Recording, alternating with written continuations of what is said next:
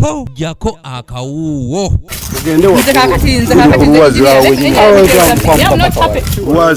RDC w'Ebuvuma Nabirye Agnes yeerayiridde okufaafaagana n'abakozi ba gavumenti ku disitulikiti y'e Buvuma abakozesa obubi ssente z'omuwiwoomusolo akootadde n'okugaba ttenda eri bakontulakita abatalina bisaanyizo. Mwana wani gwe mwasomeseza ajja afiira okwo bweleeta omwana waakolowa no. And where is the contractor? Where is the contractor? Ono okwogera binaabadde mu kulambula pulojekiti y'amazzi eyaweebwa mu kitundu kya Bugaya ekisangibwa mu Buvuma era ng'ono alidde matereke ne yinginiya wa disitulikiti Ssebuliba Agustine olw'okumulambuza emirimu nga gino agisanze bagikola mu ngeri ya gaddibenga lye.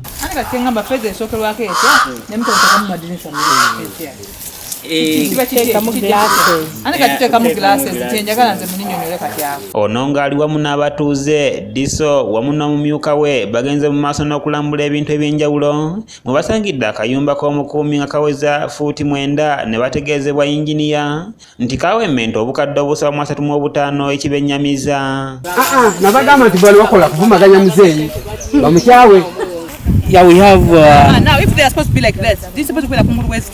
Bano bagenze mu maaso n'okulambula wabula ekijja abalambuzi mu mbeera kwe kulaba nga tanka z'amazzi zazimbibwa obuuma obunafu era nga kino kiwaliriza RDC okuyombesa yinginiya n'amusuubiza okubasiba ne contractor.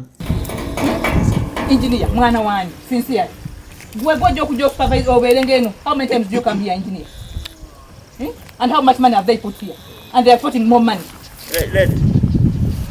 They have given you more money. This one. Bino bweru. Ateri. Bino. Which size is this? Bigenda kwa witi amusana kuno when that kaza musana bakuberawo. Don't they get affected? Ateneri wagulu eri kulwazi babitekera ddala ku ngulu. Bo abamu ku batuuze baliko bibanyonnyodde ku mbeera eno. N'esente bazeetoolooza eziyita mu makubo mangi zigenda okutuuka eno nga sente tezikyamala na kumala.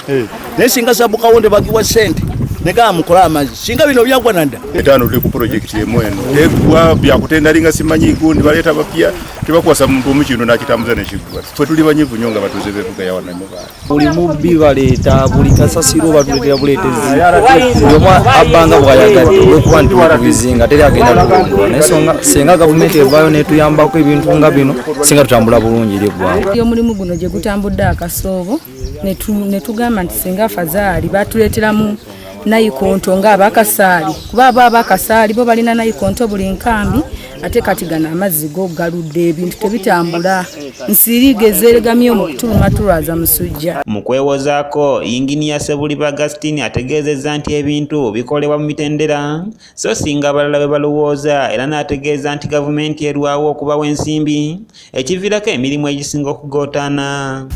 Tanka yali egenda kubeera awo naye nga tanka eyo erina busobozi okomyawo ku myalo ne baraisinga concerned kyate mu kizinga wakati eri mu byalo we wasinga okubeera obubi ne tuyita consultant naddamu n'atuli designingira. Omulimu gw'okubunyisa amazzi gwambalirira y'akawumbi kamu n'ekitundu wabula nga bakaweebwako miliyoni 9 era nga zaweebwa kampuni ya Prof Technical Services kyokka nga mpaawo ky'amaanyi kyakoleddwa. Ku zo twakakozesaako miliyoni nga 9 so omubulamu phase 2 omulimu gwonna okuggwera ddala obulungi. Kubanga nemupi okubanga mu kitundu mwennyini mwozaalibwa amazzi gatuuka okugootaana okutuuka ku mbeera ng'eno ddala gwoba olabawo. Amazzi bwe buzibu mu byalo eyo abantu balina amazzi abakadde olaba nga batambula okukima amazzi ku nnyanja ate nga wala. Amyuka RDC Kigongo Juma atunnyonnyodde ekisaliddwawo ku nsonga eno kubanga ye RDC abadde munyiivu nnyo era nga babula kuzirika olw'ensimbi za gavumenti ezoonoonebwa bannakigwanyizi. Tusaze kutuyita olukiiko wakati wa kaawo wota engineer ne contractor yennyini batunnyonnyole bulungi olw'omuvuyo egiri ku disitulikiti buli omu asikaza wuwe so tusaba gavumenti abantu abo batakisoboka ebafuumule bagobe. Patrice Kyewalabye yakusakidde eggulire erina okulwa ABS television. Mupi waffe yennyini muntu mukyamu kubanga nemupi okubanga mu kitundu mwennyini mwozaalibwa